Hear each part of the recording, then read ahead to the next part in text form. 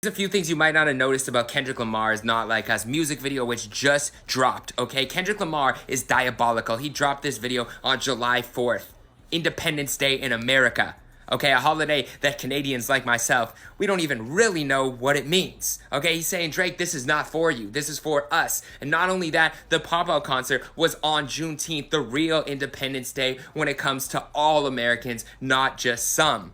Okay, so he's tying it all together saying none of this is for you, Drake. Not only that, but the biggest narrative from the OVO stands over the course of the last few months has been that Kendrick lives away from his family, that him and Whitney aren't together, that one of his kids isn't his, that Dave Free and Kendrick Lamar are not close. All of that was dispelled with one scene in this music video. At first, there were stills that came out of Kendrick and Whitney, and they weren't smiling, and people were still online saying, they're not really together. I know co-parenting when I see it. They were dancing on Drake's grave together with the kids. The entire family was dancing to the nail in the coffin to Drake, and this was the nail in the coffin when it came to any other narratives that there are about Kendrick and his family, which he mentioned on Euphoria, saying, I know the angle that you're going to take when it comes to my family and Mr. Morale.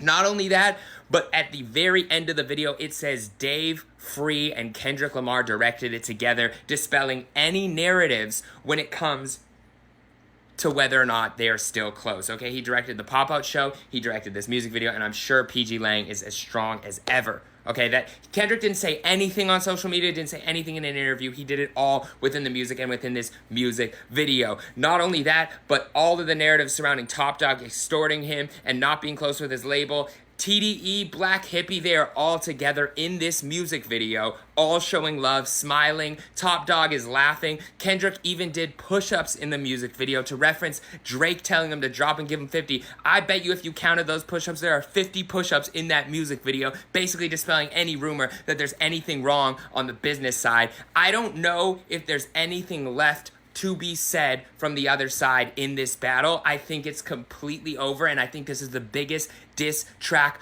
I know this is the biggest diss track of all time, and there's nothing else to be said. Kendrick Lamar is the greatest. But yeah, that's what I have to say right now. I love the Tommy the Clown reference. As DJ Head put it, he's incredibly important to Los Angeles. He's incredibly important to the culture when it comes to saving people's lives through dance and through programming in LA. So the fact that this whole thing was extremely Los Angeles, bringing the entire city out, having kids sing and chant over your grave is another thing.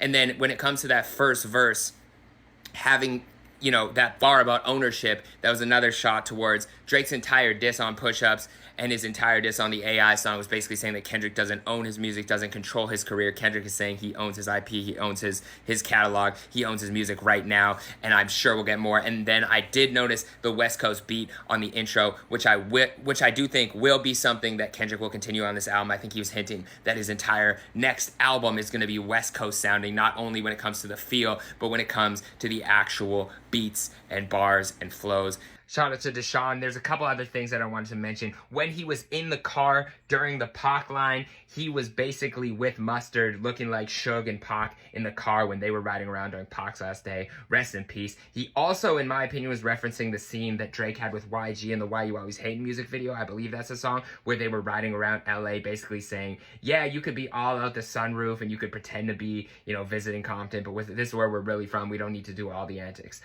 He also was doing hopscotch during the A minor thing, which is, of course, a kid's activity, which is crazy in itself. And then shout out my guy, Critics of Culture.